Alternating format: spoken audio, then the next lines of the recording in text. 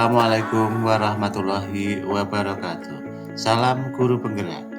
Ketemu lagi dengan saya Heru Rianto, CGP Angkatan 9 Kabupaten Blora. Dengan pembimbing saya Bapak Nuryanto sebagai fasilitator dan Ibu Nanik Maharani sebagai pengajar praktik. Pada pertemuan kali ini kita akan membahas jurnal dwi mingguan modul 1.4 budaya positif. Untuk dapat mewujudkan budaya positif di lingkungan sekolah, maka perlu yang pertama yang ditumbuhkan adalah kesepakatan kelas, yang pada akhirnya diarahkan menjadi keyakinan kelas. Dari keyakinan kelas akan tumbuh motivasi. Murid yang memiliki disiplin positif akan memiliki motivasi internal yang tinggi dalam menguasai diri untuk melakukan tindakan yang sesuai dengan nilai-nilai kebajikan universal. Nah, seperti biasa, pada refleksi kali ini kita menggunakan 4P yang terdiri dari peristiwa, perasaan, pembelajaran, penerapan. Mulai dari yang pertama, peristiwa. Membuat kesepakatan kelas dengan peserta didik yang kemudian ditandatangani bersama dan ditempel di depan kelas. Kesepakatan kelas ini yang akan diarahkan menjadi keyakinan kelas. Berikut ini saya tampilkan kesepakatan kelas bersama peserta didik saya. Dari kesepakatan kelas ini diharapkan terwujud nilai-nilai kebajikan universal seperti disiplin, sopan santun, bertanggung jawab, jujur, menghargai, dan menghormati. Peristiwa selanjutnya adalah menerapkan segitiga restitusi untuk menangani peserta didik yang berperilaku menyimpang.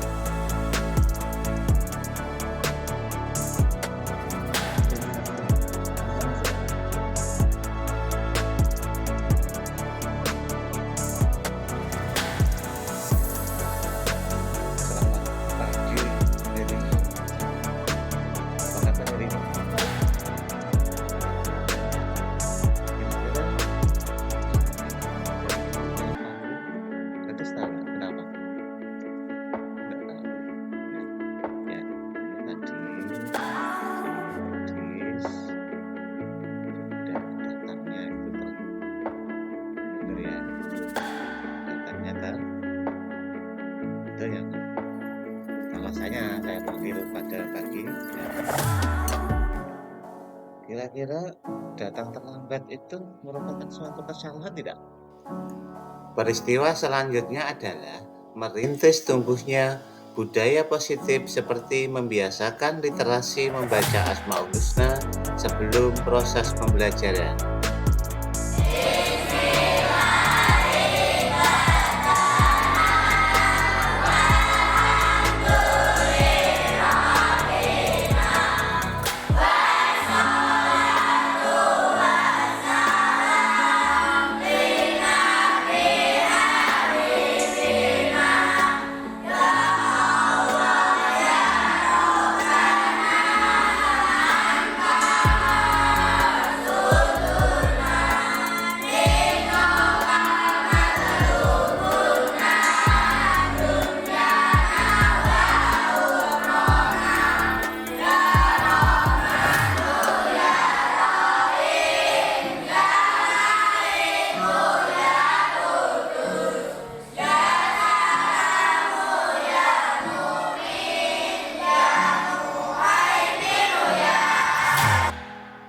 Setelah melakukan berbagai aksi nyata mendorong budaya positif, tentu saja saya merasa bahagia karena peserta didik lebih terbuka mengungkapkan masalahnya dan bertanggung jawab dalam menyadari dan memperbaiki kesalahannya.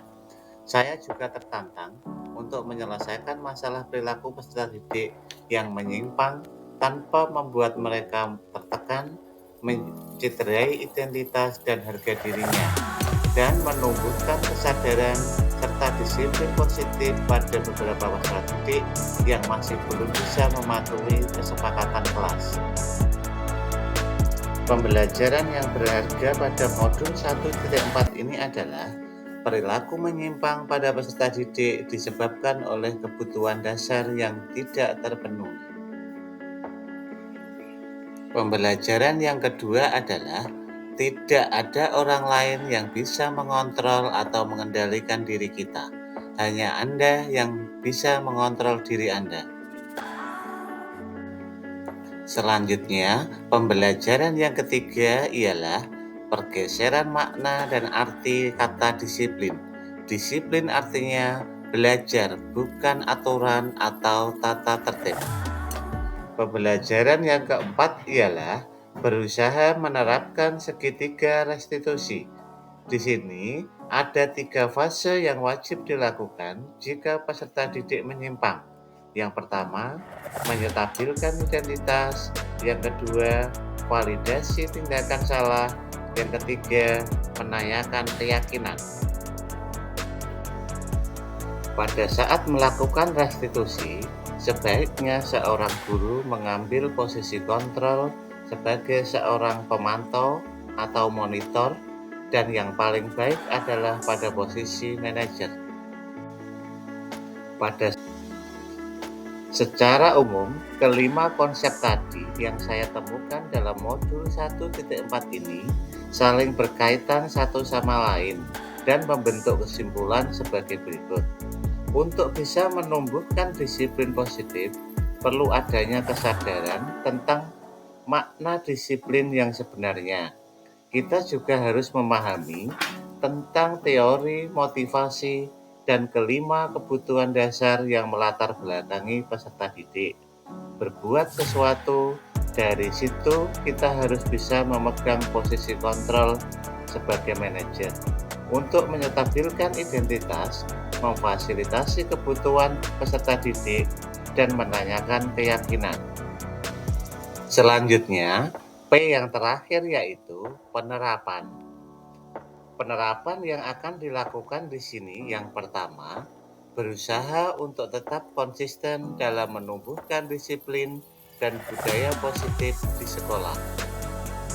Dan yang kedua, agar bisa terwujud kolaborasi, maka perlu dilakukan pengebasan tentang disiplin dan budaya positif di sekolah.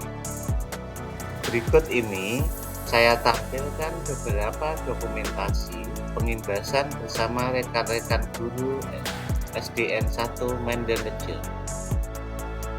Itu tadi pembahasan kita tentang budaya positif. Sampai jumpa pada pertemuan selanjutnya.